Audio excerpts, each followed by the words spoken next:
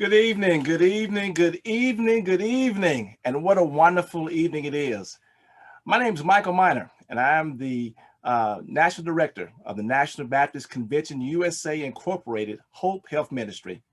And I'm pleased to welcome you tonight to our webinar. And do we have a wonderful webinar and a great list of panelists tonight? We certainly know that you'll be blessed. We thank all of you all that are joining us on Zoom and also on our Facebook page and all those that are sharing. So look, take a moment now to share on your page, to share in your group, whether it's personal or your church. Let's do it tonight and share. We have some great information that we want to be able to give to you on tonight. We do bring you greetings tonight on behalf of our president, Dr. Jerry Young, and the chair of our federal faith-based initiative, Dr. Alvin Love. The National Baptist Convention USA Incorporated is the nation's largest Black denomination with over 31,000 churches and 7.5 million members. And it gives me distinct pleasure tonight to introduce our moderator, should I say our moderator extraordinaire, or lest I forget, I'm looking behind us, and we want to make sure that you remember that this is brought to you in part by the National Institutes of Health, All of Us Research Program. Remember, go to www.joinallofus.org/together. And guess what? When you do that, you'll be 1 in a million for a better future. And now to our moderator extraordinaire. Let me say a little bit about Sister Nettie Johnson. She is our Hope Health Ministry National Physical Fitness Coordinator. And it's something to be a physical fitness coordinator and look like you physically fit. And she is. We are pleased to announce that she is a new Robert Wood Johnson Foundation Culture of Health leader. Let me let that roll off again because it's a national honor. She is a new Robert Wood Johnson Foundation Culture of Health leader. She's also the founder of Education for Transformation, a wellness organization providing science-based, faith-empowered education addressing African-American health disparities. Health weight management is her specialty. So, ladies and gentlemen, I present to you Sister Nettie Johnson. Thank you so much, Dr. Miner, and I do so appreciate you, and I appreciate everyone that has tuned in to join in this webinar, whether you're in Zoom, on Facebook, and for those of you that are watching on the replay, we're so glad you're here because it is a truly important cause. We're here in honor of, in recognition of National Diabetes Awareness Month. Diabetes affects 34 million adults in the United States. There are an additional 88 million adults that have prediabetes. That's 1 out of 3 adults in the United States. And they estimate that 8 out of 10 don't know that they have the condition. It is also extremely prevalent in the African American community where we have disproportionate rates. So we are here today to unpack what is diabetes. We're going to talk about some of the root causes and also some of the things that can be done to manage this condition, because y'all, there's some good news. Diabetes is manageable. And we have a number of really wonderful panelists that are here today to share and just pour information as well as inspiration into you. And we also have sharing with us today, those are our content experts. We also have some context experts, and that is you, members of the National Baptist Churches that have been sending in questions leading up to this webinar, and we do have some that will share with us again today. And we encourage you as we go through to share your questions, post your questions, challenges that you may have. You can do it in the chat box if you're watching on Zoom. If you're on Facebook, go on ahead and put it on in the comments box. We have members of the National Baptist Hope Ministry team that are monitoring both of those mediums, and we will do our best to get some questions or solutions to you. This is our time here together. So To make the most of it, I want to give you just a couple of encouragements really quickly, or suggestions, if you would please kind of just bear with us for just a second. First, let's see where you are. If we were together, we would do some kind of introduction, or if it was like a session that was longer, we'd do a who's in the Zoom room. But if you would just go on ahead and pop in the chat or in the comments, if you're a member of a church, where your local church is, the church name and your pastor, let's get that going so we can kind of see who we have represented. And as we get started, before I introduce the panel, we're going to watch a quick video that does a really good job of defining and giving us a foundation of what is diabetes and basic information that we all should be clear about, whether we have diabetes or not. And here is why. Because of the prevalence of it. If you yourself personally are not a person that has diabetes or pre-diabetes, we certainly know and love someone who does. So arming ourselves with knowledge, being aware is going to be important. And that video is going to help before we dig into the experts. So here's what I want us to do to prepare for the video, right? If you've ever heard of the forgetting curve, it's very interesting that humans usually we have about 6,000 thoughts per day if you're average, and everybody here is you're above average, so you have more thoughts than that. And it's interesting how incredibly much we forget by the end of the day and even the next day. If the concepts are not reinforced, we're not going to remember 60+% of this the next day. And this really important information, we want to make sure that it is retained. So let's just do a couple of things to reinforce these concepts. If you hear something that is new or is interesting, it sticks out to you for a reason. If it's reinforcing something, I would like for you to just take a piece of paper and just jot it down. If you're a phone person, just jot it down. That extra step can actually help you to retain some of this information. And then I'm going to have us do something with what you have jotted down as we get to the end of the seminar. So before we go and introduce our panel, we're going to go on ahead and take a look at a video. This video is only about 3 minutes or so, and it's going to give us a really good foundation about diabetes. Now, remember, you're taking notes, right? Taking notes. Okay, so here we go. We're going to take a look at a quick video. And while I'm setting up this screen share, can you go on ahead, and if you haven't already done so, go on ahead and share this webinar. Okay, so let's get set up here.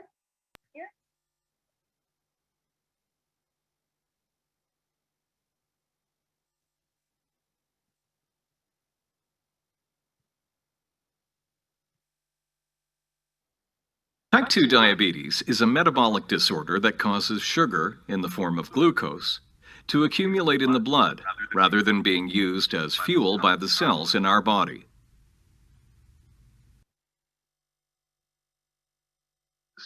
System into nutrient molecules that are then absorbed through our digestive tract for use by the body. Foods containing carbohydrates or various sugars are broken down into glucose. Glucose is an important source of fuel for many organs in our body. However, to be able to use the glucose for fuel, the glucose molecule must first enter into the cell. The pancreas produces a hormone called insulin, a chemical messenger essential for the entry of glucose into cells. As the blood glucose levels rise after a meal, insulin is released into the bloodstream and sets processes in motion to trigger the removal of glucose from the blood to enter into the cells.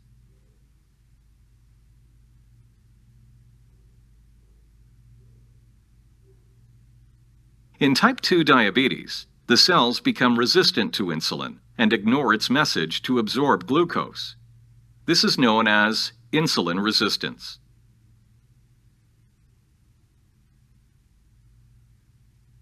In addition, in type 2 diabetes, the pancreas is unable to produce the greater amounts of insulin needed to trigger these resistant cells to take in glucose from the bloodstream. The most notable symptom of diabetes is frequent urination and excessive thirst. Other symptoms include weakness, drowsiness, and blurred vision. These are caused by chemical imbalances in the blood related to high levels of blood glucose. About 1 in 4 people with type 2 diabetes are unaware that they have the disease. It is important to catch diabetes early. Over time, High blood glucose damages the blood vessels, which can damage the organs that these vessels supply, leading to a variety of health complications. Damage to the small or micro blood vessels can cause vision problems, including loss of sight, nerve damage, and kidney disease. Damage to larger or macro blood vessels can lead to cardiovascular complications such as heart disease, stroke, and poor blood circulation. Overweight and inactivity are major causes of diabetes. A family history of diabetes significantly increases your risk of developing the disease. Certain ethnic populations are also at increased risk of developing type 2 diabetes. Finally, some medications may increase your diabetes risk, specifically corticosteroids, thiazide diuretics, drugs used to treat certain mental illnesses, and some antiretrovirals used to treat HIV infection. In summary, type 2 diabetes is a metabolic disorder. It causes sugar, in the form of glucose, to accumulate in the blood rather than being used as fuel for the cells in our body. If not diagnosed and treated in a timely manner, type 2 diabetes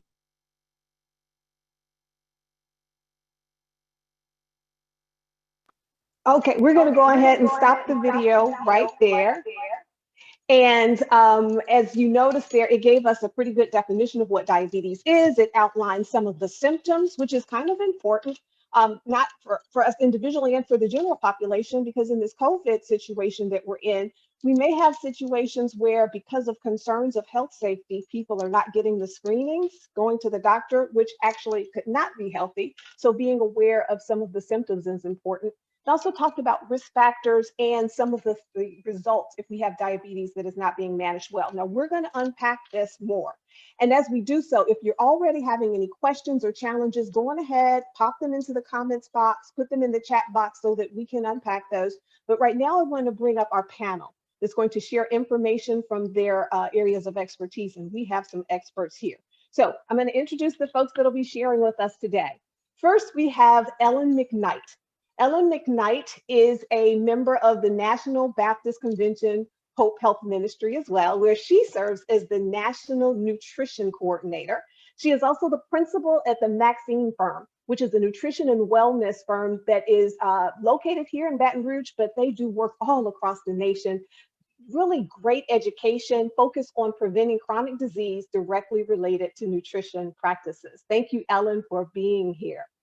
Also with us tonight, we have Dr. Robert Newton Jr. He is the Director of Physical Activity and Ethnic Minority Health Lab at the world-renowned Pennington Biomedical Research Center, also here in Baton Rouge, Louisiana. His mission is addressing African-American health disparities through community interventions and forging pathways to better health. Thank you, Dr. Newton, for being here with us. Y'all, also sharing with us tonight, we have Stuart Nelson. He is Vice President at the Institute for Spirituality and Health. He's a leader in the Faith in Diabetes Initiative, which is a program within Cities Changing Diabetes. Now, this is an initiative that seeks to create innovative solutions by considering how religious beliefs and practices and communities play a role in chronic disease prevention, care, and self-management. I love that intersection of faith and health. Thank you for joining us. Also with us tonight is Serena Valentine. She is the Executive Director of CORE Initiative. She is also a health educator. She is an evangelist. And she's also a DSME Master Trainer for the Faith in Diabetes Initiative Cities Changing Diabetes Houston. So that's an organization that we heard a little bit more about. And we're so glad to have you share as well. And we'll talk a little bit more about your connection with diabetes in a moment. And we are also very thankful to have sharing with us Dr. Fatima Cody Stanford, MPH, MPA, FAAP, FACP, FAFH, FTOS. She practices and teaches at Massachusetts General Hospital, Harvard Medical School, and she is one of the first fellowship-trained obesity medicine physicians in the world, world-renowned. She has had many, many awards. Notably, many of them are connected to diversity, bringing equity in health and women's health. A couple of them that we want to highlight, because she has so many, is that in 2019, she was named the Community Clinician of the Year for reducing health disparities. And she was also in 2020 named the Obesity Society Clinician of the Year. So y'all, we have some experts here that are here to share from different areas that all impact, that come together and have relation as it relates to diabetes. We see some folks saying hello and welcoming the panelists. Thank you for joining in to welcome them to share with us. Now, y'all, we just listened in that video, and in addition to the risks and what diabetes is, it talked about what could happen on a micro level as well as a macro level. And there are a number of conditions, and it can get to be a little bit perhaps dim or overwhelming. But what I'd like to do is bring some uplift as we go deeper into this topic. And to do that, I want to bring up Miss Valentine, Serena. Serena, I would really love to hear from you, because in addition to your education and the vast experience that you have gleaned from your work in health education and diabetes, you also have additional insight and passion, because for you it is personal. So that's, let's see, that is Dr. We want to see Miss Serena Valentine. Can we go on ahead and highlight her?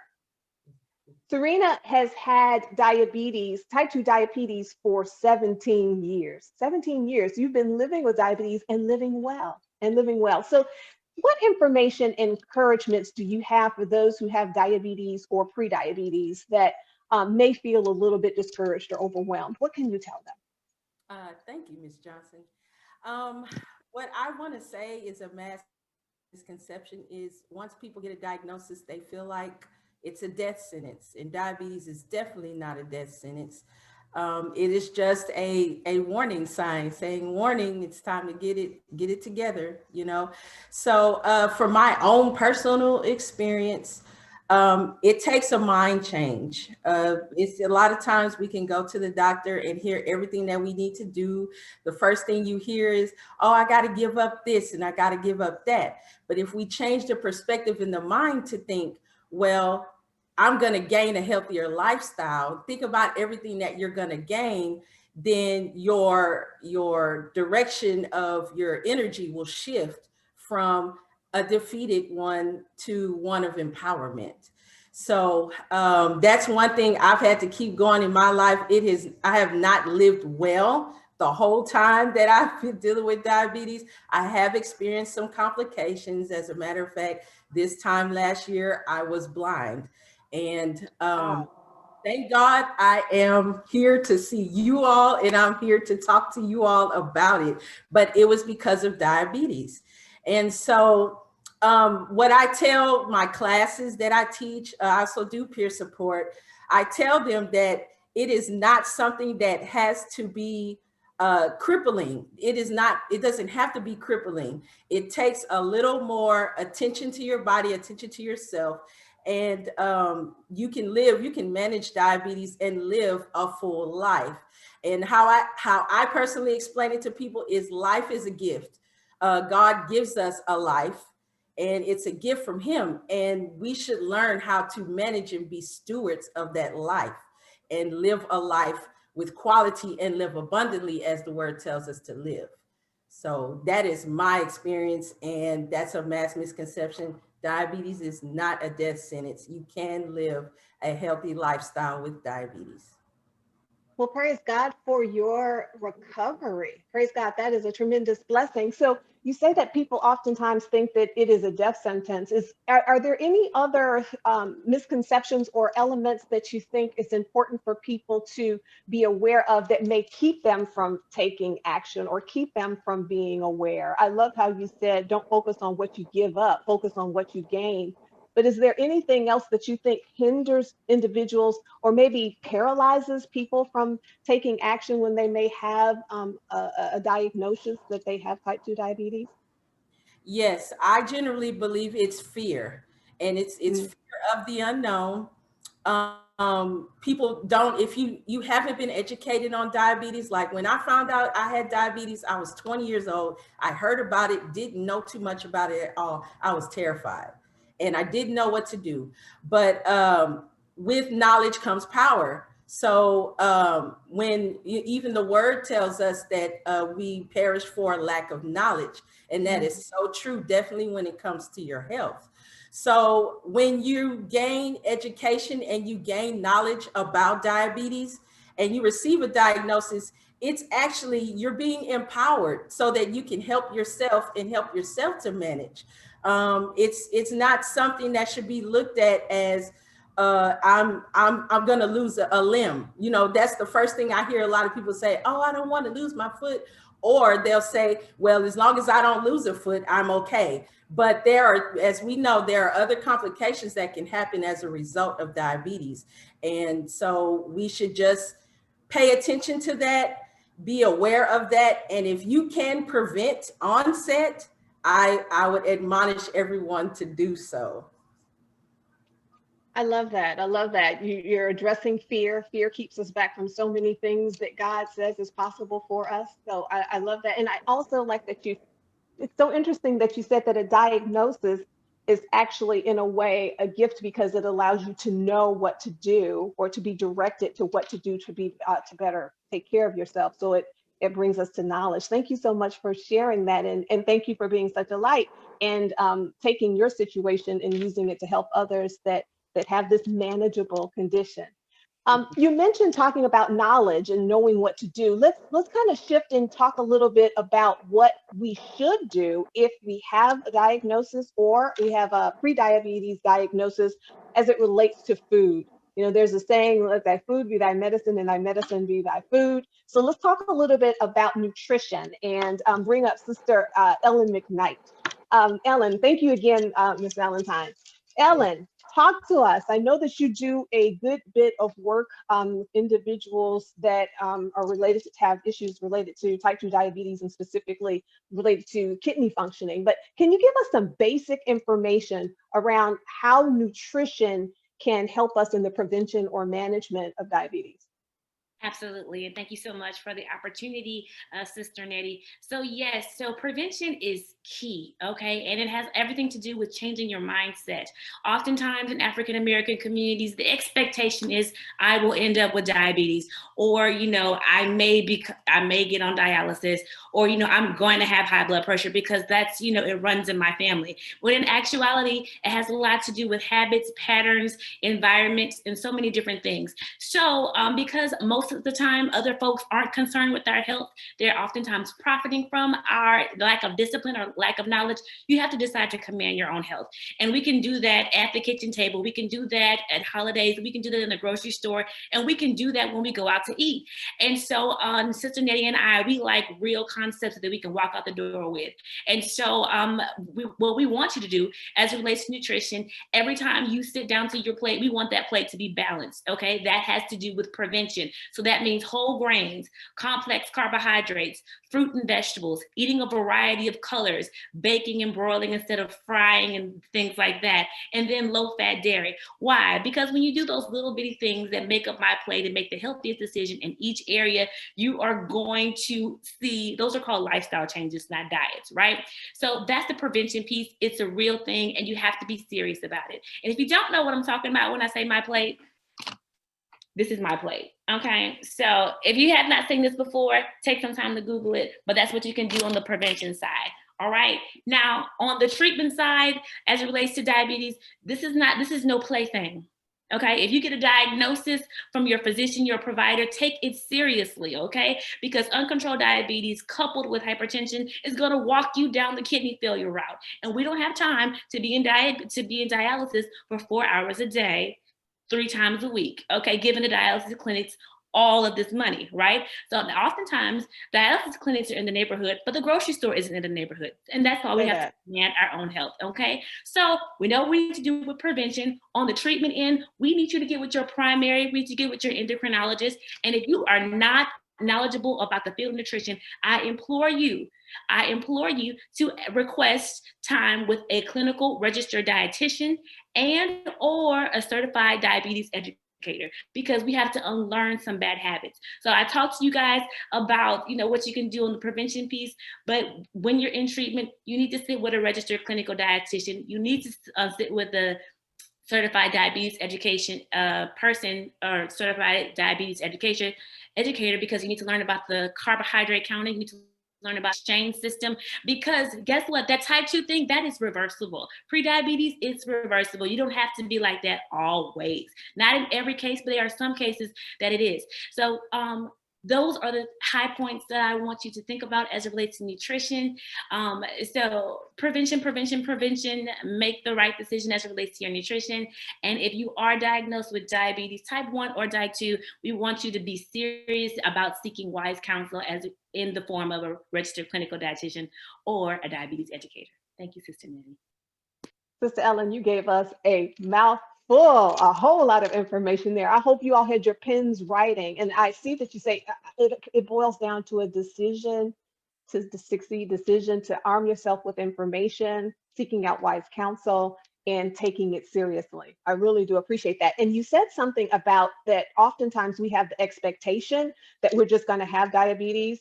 And that's I think that's a very strong point, and we're going to come back to this a little bit later in that, but thank you for raising that as well. So we talked a little bit about, oh, not a lot, you gave us a lot of information about nutrition. Let's flip it and go and take a look at the other side. Oftentimes when you hear about prevention, when you have prediabetes and you're trying to prevent diabetes from getting type 2, or if you have a type 2 diagnosis, oftentimes what your physician will talk with you or your medical provider is about eating well, exercising, in addition to possible medication therapy, insulin and the like. So let's talk a little bit about the act of physical activity and how regular exercise can impact type 2 diabetes, and the lack thereof can also negatively do that. Dr. Robert Newton, from your expertise in the area of exercise and physical fitness, can you talk to us about why is regular exercise so often recommended for the prevention and management of diabetes? Why is this important? And what exactly does moving your body regularly do for individuals that have diabetes? So we're going to Dr. Newton. Well, thank you again for having me on.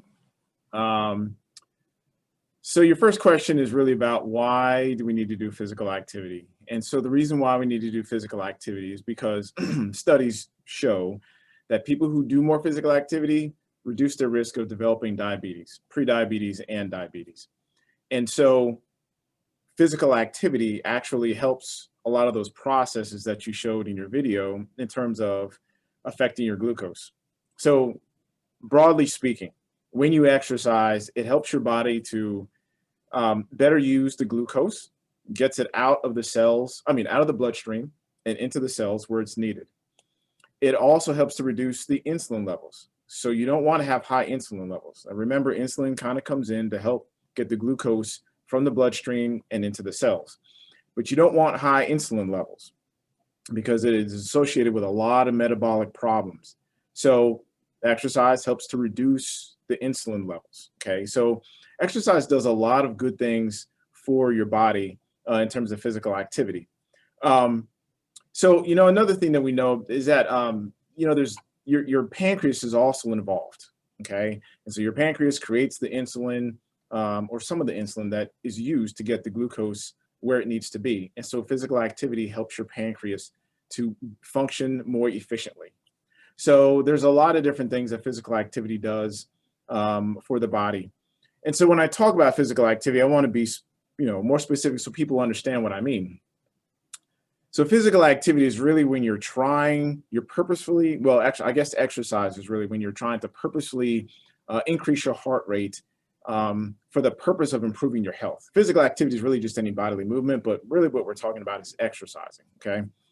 So sort of a rubric for the level of exercise that people should be at is if you're exercising, you ought to be able to talk, but you can't sing, okay? So if you're at that level, then you're at the moderate intensity level, which is where we want people to be.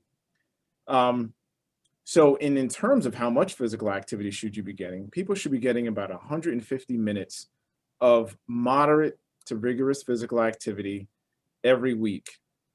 And so, brisk walking, riding on the bike, going for a run if that's what you do, whatever it is. It could be even gardening. So it's regular physical activity. And people should be doing this aerobic type of activity more days out of the week than not. So you're looking at 4, 5, 6 days out of the week that people should be exercising. The government also recommends that we do 2 days of strength training. Okay, so it's not just aerobic, but we also want people to be doing 2 days of strength training. And so these would be muscle building or muscle strengthening activities. Okay, so the classic way to think about this is, you go to the gym, you lift a lot of weights, you're doing exercises that exercise your chest, your shoulders, your biceps, your legs, your calves, your abdomen, your back, all those sorts of things. But you don't necessarily have to go to a gym in order to do strength training exercises, okay, and muscle building exercises. So you can get exercise bands. You could easily find objects in the home. A lot of people, especially when they're older adults, we recommend that, they just get cans of whatever beans that are in the house. You do exercises there.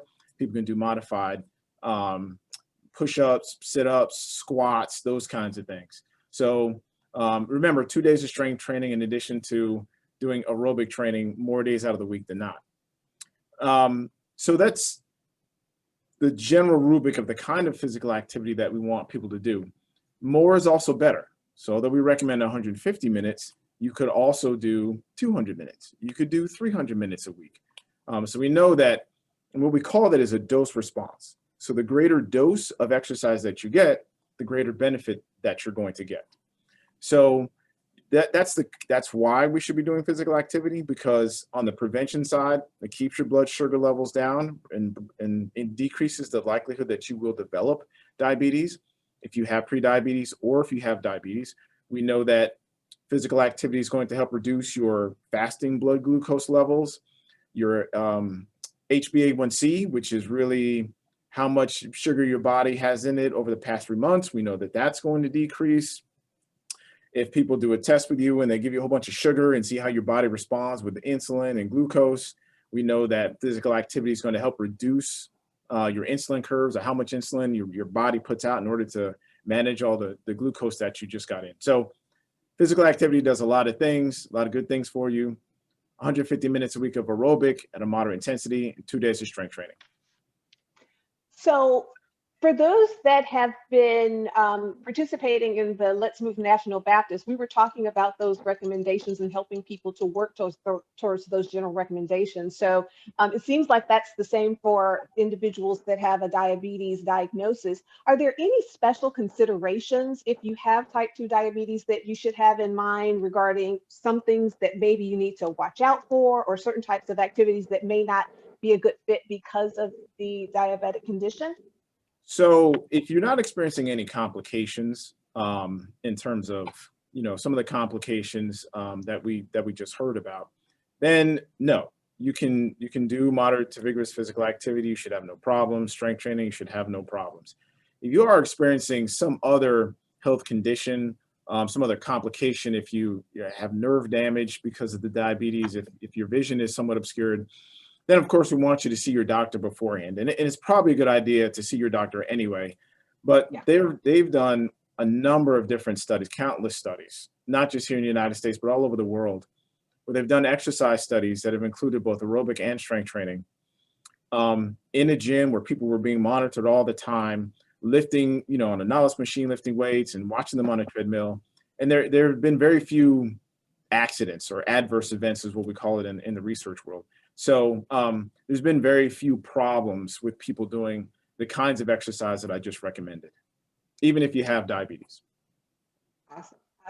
So what are some of the challenges or obstacles that individuals have that you see in your work, specifically since you do a lot of work about trying to help African Americans in our community to be more regularly active? What are some of the barriers that we see common that keep us from getting in the minimum that we need to keep ourselves healthy and to improve our condition?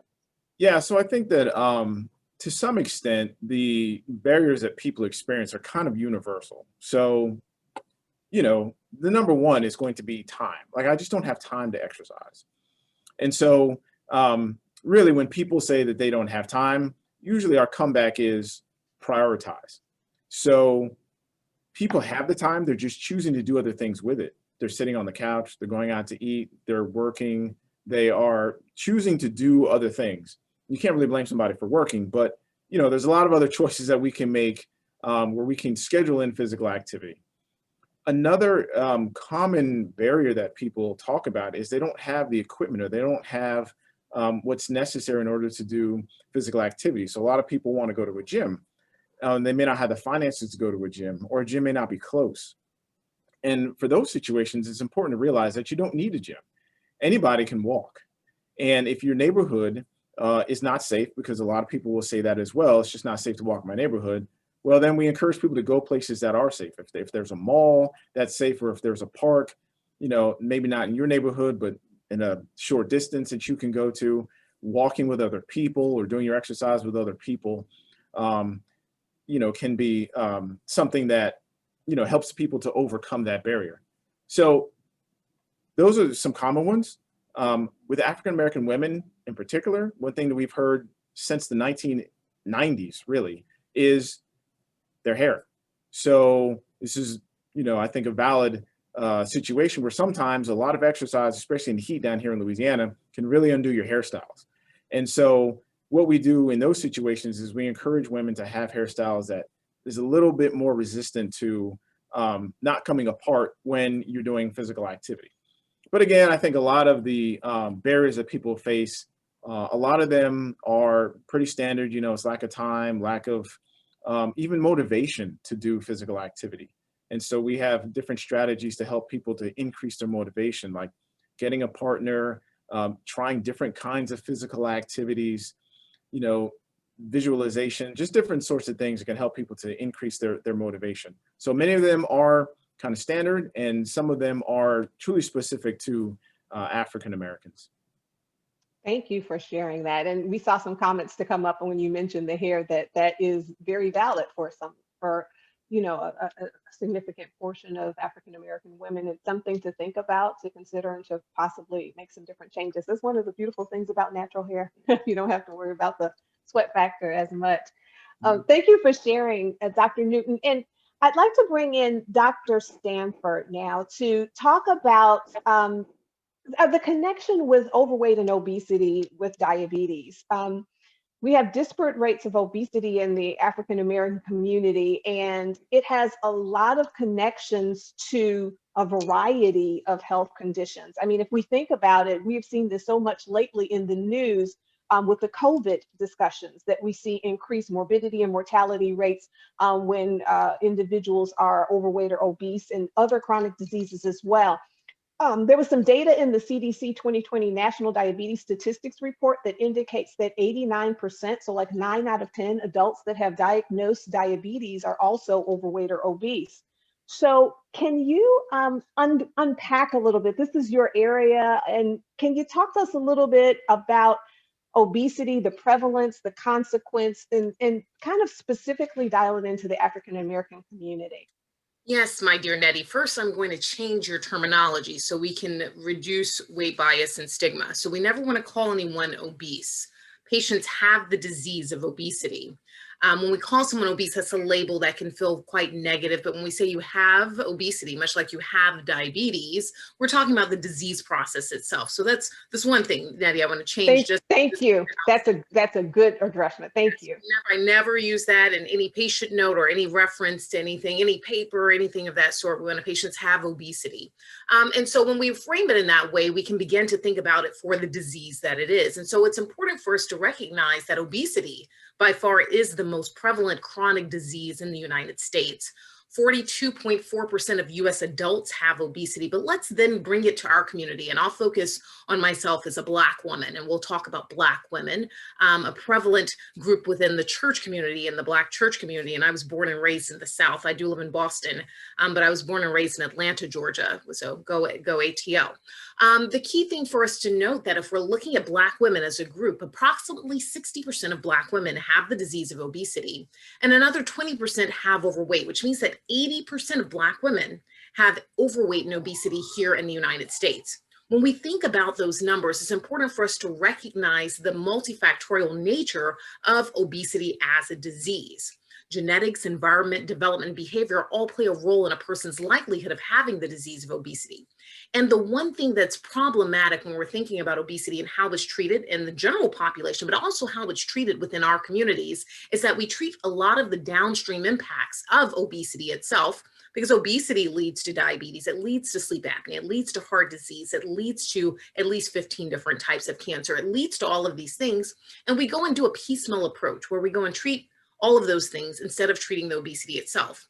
What gratifies me in my care for patients that have the disease of obesity, if I treat the obesity, which is truly the elephant in the room, I can then in turn treat all, not necessarily all, but most of those issues because I'm treating the disease. So I am able to remove diagnoses from their charts.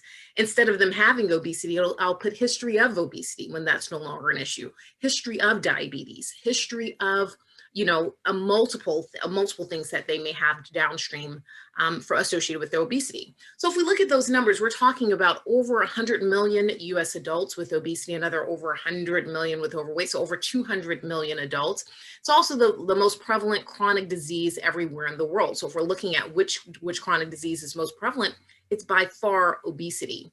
And so when we're thinking about that, we have to think about why. It's important to recognize that, first of all, weight is more heritable than height. So when we look at parents that have obesity, the likelihood that their child will have obesity is on the likelihood of an order of 50 to 85% likelihood.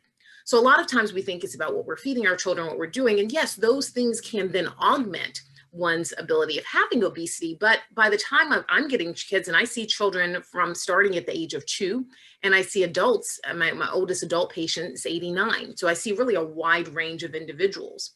And when they're coming to me at 3 at already 80 pounds, they are already on that trajectory to have severe obesity. One of the things that's also, when we're thinking about the treatment of obesity, since we realize the prevalence is so high within our communities, is that we don't treat the disease itself. We don't use adequate treatments. By far, the best treatment for both severe obesity and diabetes, hands down, is metabolic and bariatric surgery. In 4 to 5 days after surgery, 80% of patients resolve their diabetes if they have the diagnosis of severe obesity. And this is both in the pediatric and adult population. People aren't aware of that fact. And so often by the time we consider this, especially in our communities, we're, unfortunately at some more end stage disease as it relates to the diabetes, much like we heard Ellen talking about with, issues that are related to, needing amputations, having the need for dialysis, things of this sort. My goal is for us to treat your obesity before those become commonplace. And if we're waiting to the latter portions of life, giving you the right tool for the size of the problem. So I just said, for example, the best treatment for severe obesity is metabolic and bariatric surgery. Only 1% of patients in the United States who meet criteria for access to metabolic and bariatric surgery actually get it. And then using medications, for example, for the treatment of obesity, just like we do with diabetes, only 2% of patients get access to that. I think that's really quite deplorable. And we also see the FDA approving drugs for the treatment of obesity significantly later than we do for diabetes, despite the fact that just a fraction of individuals that have diabetes compared to those that have obesity here in the United States, particularly in our communities. And so my goal, my focus, and from the research perspective, from the perspective of speaking to different communities, speaking to Black church communities, is to begin to think about how we treat the disease once it's occurred. And for many people, we just look at the numbers, 80% of Black women with overweight and obesity, it's very high. We can think about prevention, but we also have to think about treatment. And as someone who started my career in public health, working at the CDC, working at the American Cancer Society, I think about that piece of the puzzle, but I also recognize that we have a large subset of the population that already struggles with these disease processes, and they need to get adequate care, adequate access to care, and make sure that we're treating the chronic relapsing remitting disease that is obesity. So I love the mind shift and the information that you gave as far as how we need to consider obesity as a disease.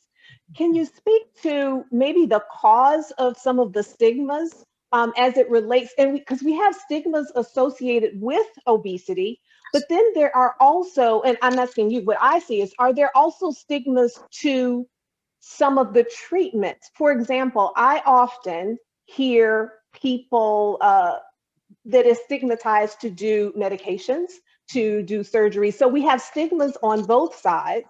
What are some of the causes? And I also would like to have you to speak back to something that Ellen brought up when she talked about expectations. I firmly believe that when you have a population that not just for one generation, but for multiple generations has been denied certain elements of access, of abilities to allow them to live at a certain level of wellness, it seems to me that we almost have an expectation to no longer live well. I think it's almost like a protective thing that we lower our expectations of what is possible. We no longer expect to live well. And so can you speak to that expectation, some of the stigmas? What are some of the things that we need to maybe start to question regarding our cultural and our mindset as it relates to this disease of obesity? Absolutely. So what we do know in the United States is that the two most common forms of bias include race bias, which, in case you guys didn't know, is an issue. I mean, I think some people just figured it out this year, but we've known our whole life. And then the second most common form of bias in the United States is weight bias. So we will judge individuals not just because of their race, right? Which we know is just, how do I look? I'm a Black woman, so I have their value judgments placed upon me and my abilities just because of who I am and how I look. But let's look at those patients that have obesity, or those persons that have obesity. There's certain adjectives that are used to describe them. Maybe they're lazy, maybe they're, maybe they're nice, maybe they're passive. These types of judgments that we presume because a person has this disease of obesity. Well, we have to think about then that we just talked about the higher prevalence of obesity within our communities, and the overlay of race bias and weight bias can be a really poor combination of things. We have to take away the mindset of that when a person has obesity, that is their fault. Now, I'm not saying that there aren't certain behaviors that may have contributed to that, but I just told you that weight was more heritable than height. So if weight is more heritable than height, if I'm born into a certain family, just like I was born into my family and I'm Black, in case you guys didn't know I'm Black, that's not something I can change, but I can change how I then approach the disease process. What are the treatments that I'm utilizing? And so when I'm working with families, there are some families where I'm working with the children, the parents, and the grandparents. The treatment modalities that I might use within that family may differ, but the messaging is the same. My goal is to help you be your happiest, healthiest self. When we're talking about expectations, I never give patients a weight goal. Everyone will come in, I want to be this, I want to be that. I don't really care about that. It's not about how you look in your bikini. You're at home anyway, it's COVID. So hopefully you're at home. It's 23 degrees in Boston. So you better be at home and not in some bikini. I care about you getting to your happiest, healthiest weight. And unless you're an identical twin, your response to treatment will differ compared to your sister or your brother or your mother or your cousin, okay? And so we can't compare ourselves to each other. We compare ourselves to being our own best self, right? And that's really important for us to recognize when we're thinking about how we're caring for patients that have obesity. It's not about a number. It's not just about a cutoff. It's about getting them to their best self. Now, yes, do I group and categorize from a population-wide? Does it really look great on papers and studies that I publish? Absolutely. But when I'm working with the individual that's sitting right in front of me, often via Zoom now, actually 100% via Zoom, I am looking at what I can do to make them their best self. I'm asking them questions about their weight history. When did they start to struggle with weight? For example, there are 3 primary times in women's lives when we may struggle with weight secondary to hormonal changes. At the onset of menses, which is when we get our menstrual cycles, the hormonal changes associated with that, if we decide to have children, and at the onset of menopause. When estrogen levels decline, we go from having a gynoid distribution of fat, which means we carry our weight in our hip, buttock, and thigh region, to having an android deposition of fat, which means we carry it more centrally. And for women that are listening to me that may be postmenopausal or perimenopausal, you're noticing that transition and not too happy about that. And that's if you're lean or if you have obesity. That's not something you did to yourself. That's something that happened. medications that we as doctors prescribe can cause significant weight gain. You talked about, or in the video, they talked about some drugs that were associated with diabetes, but I give this laundry list to patients that have, in terms of looking at which drugs can cause obesity. Everything from lithium, Depakote, Tegretol, Celexis, Cymbalta, Effexor, Prozac, Ambien, Trazodone, Lunesta, Gabapentin, Glyburide, Glipizide, Glimepiride, Atenolol, metoprolol, propranolol, long-term insulin, long-term prednisone, IVF medications, and antihistamines, just to name the ones that just came off my head just that time because I'm not looking at a presentation. Those are medications that can cause an order of 80, 100 pounds of weight gain. So I can tell you, since we talked about hair, Dr. Newton, because my hair, I come correct, you know, I'm tired and I had to come correct for the presentation. But when I went to see my stylist here in Boston, you know, we were talking and she told me that she had put on a new medication for the treatment of depression. And she told me the drug, and she had been placed on a drug called mirtazapine. And I was like, why did they choose that drug for you? She's like, oh, you know, that's what they chose. And her depression was well treated, but she gained about 20 pounds. And I was like, well, you know, I wrote on like my little card. I was at the hairdresser, so I don't like carry like things with me, but tell your doctor to consider this transition to this medication. She went there, she switched over to bupropion, which is also called Wellbutrin, which is more weight neutral and actually utilized for weight loss in combination with other agents. When I came back to the hair salon, she had lost 22 pounds. Now, I think she should have done my hair for free is what I think should have happened. But what I'm here to say is that she didn't change her diet. She didn't change her exercise. What was happening is that we were causing her obesity. And in some situations, you have to be on these medications. And if that's indeed the case, then I, as the doctor, need to minimize the dose and or treat with the medications to counteract the weight gain associated with that. Sleep quality and duration plays a large role in how the body regulates weight. So when I'm looking at sleep, I'm trying to get a sense if the sleep is dysregulated, is that leading to the storage of more adipose, which is fat tissue in the body? So these are like just a variety. I mean, I could keep going for hours and hours, but we got to finish this webinar. So these are things that I think about when I'm caring for my patients that have obesity, the complex multifactorial nature of the disease, and trying to figure out and discern what different factors may have led to their obesity, and then how can I approach them to treat them to make them be a happier, healthier person. I love that you said that each person, and when you're working with them, and I think that this is something that everyone should have as their own individual goal, should be seeking to be their healthiest, happiest self. You know, scripture tells us that God desires that we be in good health, right? And that we live life abundantly. And also the fact that every person's path is going to be different.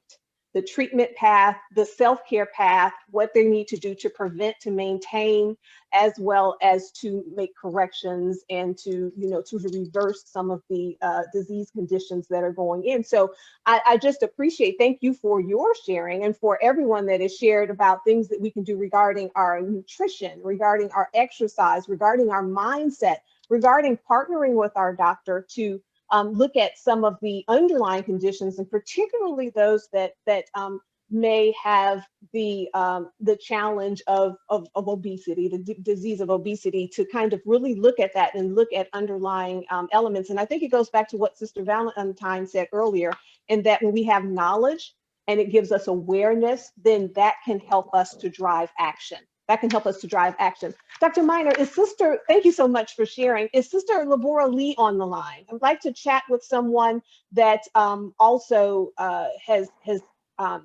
had type 2 diabetes for a while and has found a way to manage this in her life. Is she on the line, Dr. Miner? No, Sister Nettie, she's not. And the number that I tried calling the number and I wasn't able to get her. So.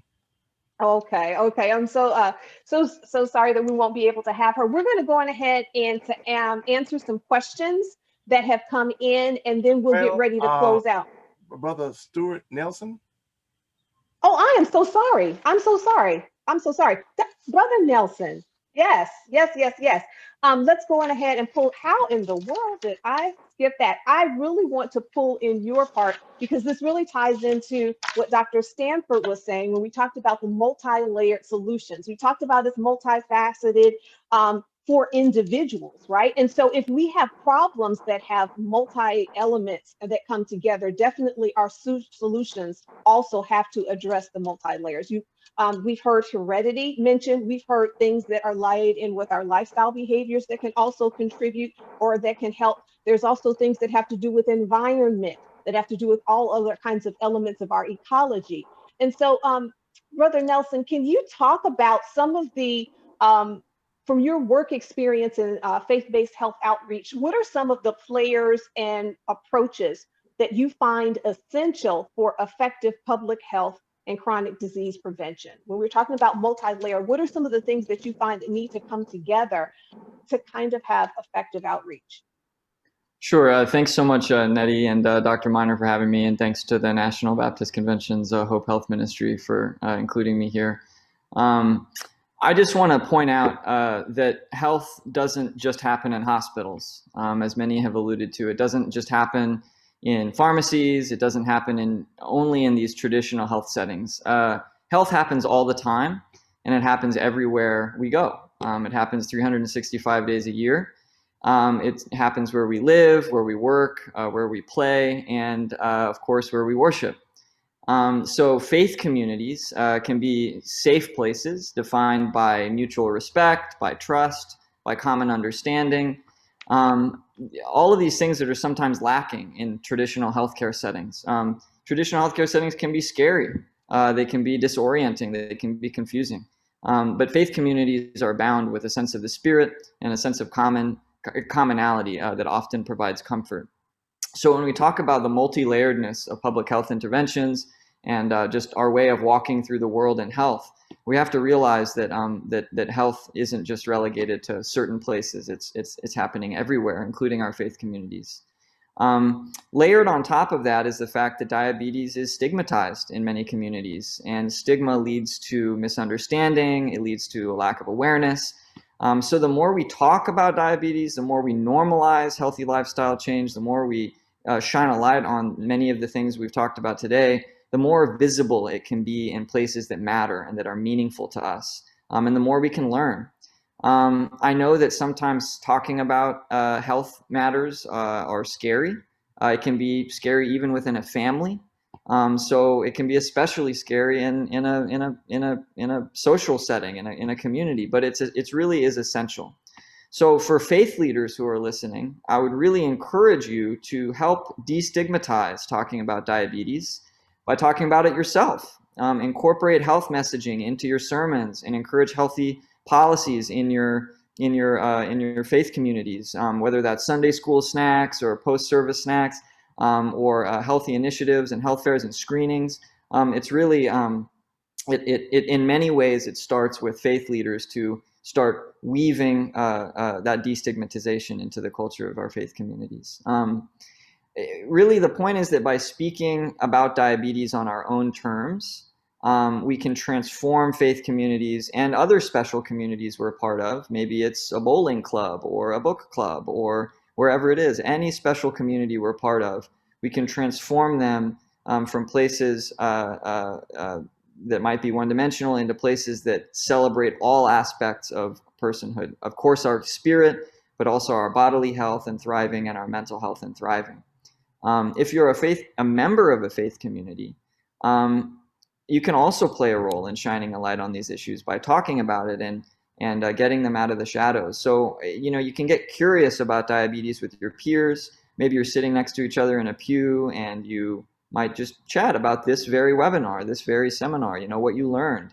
All of this is really, really helpful because it takes something out of the shadows. It can be looked on, taken seriously.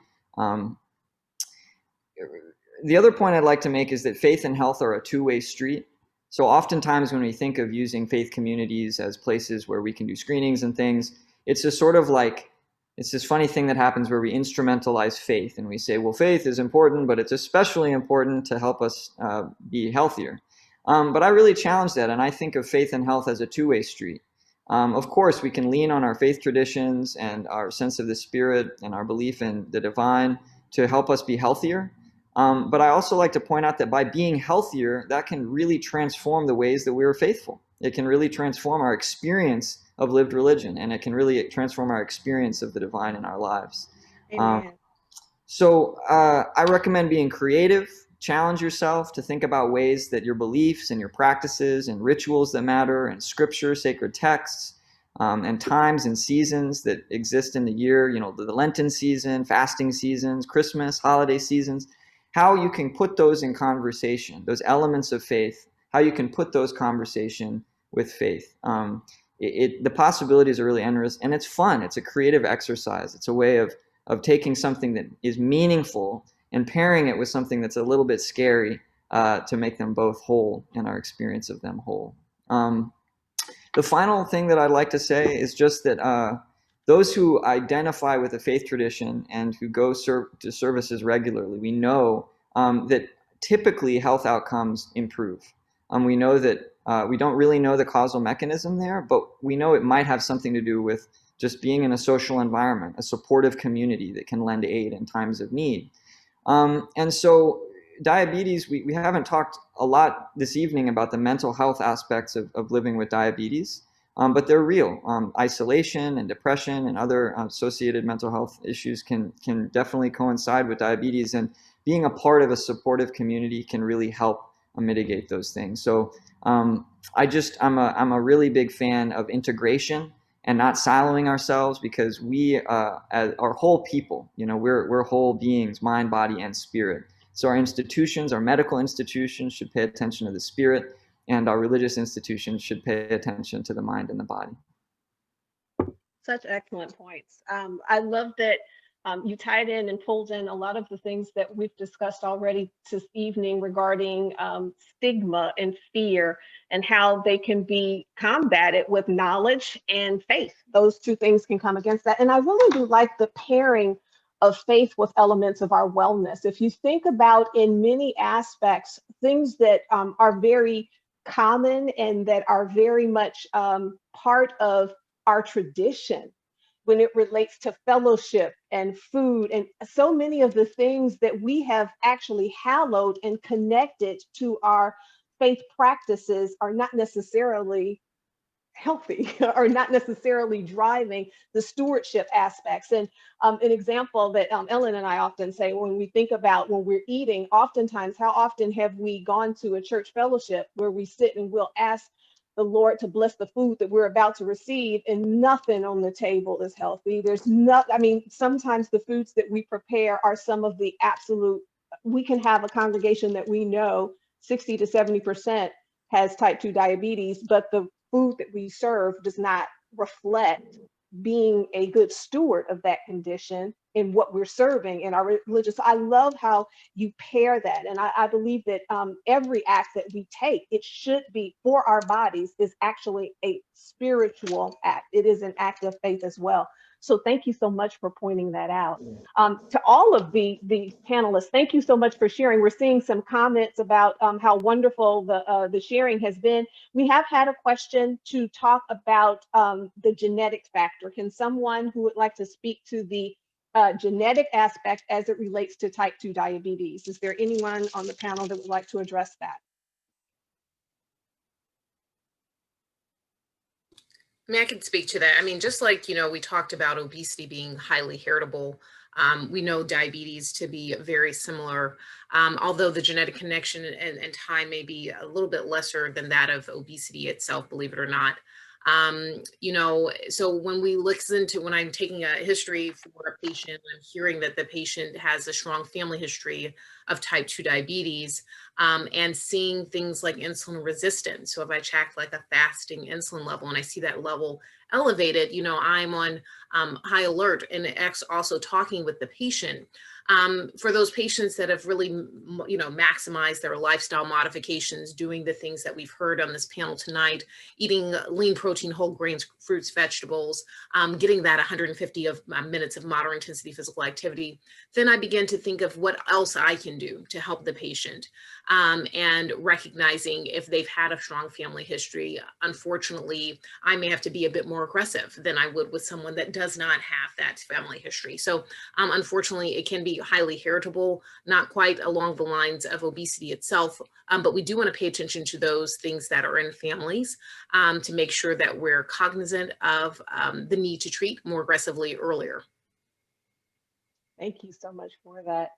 It ties back to, as Dr. Miner said, we're thankful for the All of Us initiative that makes a lot of these webinars possible for us. And it really does drive this concept of precision medicine, that our treatments are preventative protocols. They all really need to be individualized, and taking a look at our genetic makeup as well as our lifestyle behaviors, elements of our ecology, all of that comes together because you know what? God made each and every one of us special and unique, and determining what is going to be best for us is very important. I want to thank everybody for sharing, and I see some comments coming about informative things. What I would love for you to do, and as a matter of fact, we're going to actually add a drawing on to this. I know that a point that I got a couple of points here that I definitely will take forward. If you would just either put in the comments, or if you're on Facebook, if you would share this with something that you learned or something that you were reminded, because at the beginning I asked you to take some notes, right? To write down something that maybe was important so that you had that reinforcement so that it's not forgotten. And we talked over and over again about how important knowledge is. Knowledge is really powerful when it is applied. So of those notes or those things that you heard, that encouragement that you got, now that you have this information, here's the point to say, well, I've heard this, what's one step that I might do? It may be make a call to my doctor. It may be adjust something on my plate. It may be consider some other elements of my lifestyle, or a step that I can take to improve my health. It may be how I view things, maybe how I have fear holding me back, or how I stigmatize certain areas. That was the one for me. What is something that you learned? I see some people putting some comments in there. Excellent. Now, what are you going to do? If we were to take this into the spiritual side, we're not just to be hearers of the word, we're also to be doers. So when we get knowledge, information that can help us to be better stewards, then how are we going to take that next step? Again, I want to thank everybody that came in, to all of our panelists. Thank you so much for sharing. And Dr. Miner, we're going to go on ahead and turn that on over to you. I see you all putting comments in. We're going to read each and every one of them. Thank you so much for sharing. Dr. Stanford, Dr. Newton, Brother Nelson, Sister Valentine, Ellen, everyone, thank you so much for sharing and for pouring into others. We do appreciate you. Dr. Miner? Well, look, just before I go in my last comments here, let's give us a gallery view, everybody, so everybody can just see who's behind the scenes here making things happen. Bless you on tonight. All right. Okay. So it's on to me to get things wrapped up. Wow. I tell you, my hat's off to all the producers on these TV shows. I tell you, going back and forth. I have great admiration for them. You were on it, Dr. Miner. Look, I just want to. You were on it. Thank you, Sister Nettie. But look, on behalf of our president, Dr. Jerry Young, we extend to our panelists. I know she already said thank you, but this health ministry is something near and dear to him. So we thank you very much. To all those that are attendees, some of you all, you don't miss one of our webinars. We thank you for joining us. Look, we have some more webinars coming up. On Tuesday, December 1st, we're working on the time now. We'll have our World HIV/AIDS Day webinar.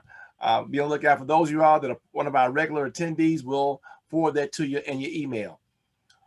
Also, for the National Baptist Convention, we'll have our virtual educators conference Monday, November 30th through Wednesday, December 2nd. Look, if you want to learn more about what we're doing, go to our webpage, hopenbc.com. Go to our Facebook page, which is our name, National Baptist Convention USA Incorporated, HOPE. Our Twitter feed is HOPE_NBCUSA. And we even have a YouTube channel, NBCUSA HOPE. Don't forget, today is the Great American Smokeout. I'm so glad that everybody that's watching or listening tonight is not a smoker, but just in case you know somebody, you can be a reminder, today is the Great American Smokeout. Now, don't forget, this month we have been really focusing a lot on our diabetes awareness, pancreatic cancer, Alzheimer's awareness month, and also caregivers month. So we'll be able to do all those things. And on behalf of all our team members who are on with us tonight, Minister Geraldine Moore, Sister Linda Copper, we thank you so much for joining us as well. We're going to, we don't see there any other questions. Thank all of them on our Facebook page. We thank Dr. Lisa Washington for leading us on our Facebook charge. and all those who join us by virtue of Facebook and the different Facebook shares. Wow, look at all the shares we had tonight. Dr. Minor, can I just read a couple of comments in Facebook that people said really quickly? Go right ahead. Oh, good. That way I have to get my neck correct. I'm trying to do two things. You got to go ahead. So from the Joy Ashcorn, she said, so true. Speaking to Ms. Valentine, Serena, she says, good knowledge can move you away from fear to strength. To Dr. Newton, a question, is 10,000 steps daily enough? Carla, we're glad that you made it. Ms. Joy Ashcorn said, Stuart, that's incredible. Faith can improve health, and health can improve your experience of faith. Yes, so I guess there's one last outstanding question about, is 10,000 daily steps enough? Yeah, so 10,000 steps is another guideline that people have established. I think that that's a good guideline for people to strive for. So yeah, but again, you get 10,000 steps, but you know, more is better. So 12,000, 15,000, whatever you can get to. Awesome, thank you. And just, I heard there are a couple of actions. I was reminded to ensure my church fellowship activities should include foods that are healthy to our body, tying faith and health together, and maybe opening no more pig feet. Well, you already stopped fried chicken, Dr. Minor. And maybe opening a health discussion at my church. Another person said their takeaway is the importance of exercise. Thank you for the reminders and the encouragement. This session has been informative and inspirational. Those are the comments. Look, I forgot to ask this earlier about Sister Ellen. They said she always good about nutrition and whatnot. They want to make sure that a person that really loves soul food, the stuff that you talk about preparing and all this other type of stuff, does it taste like anything?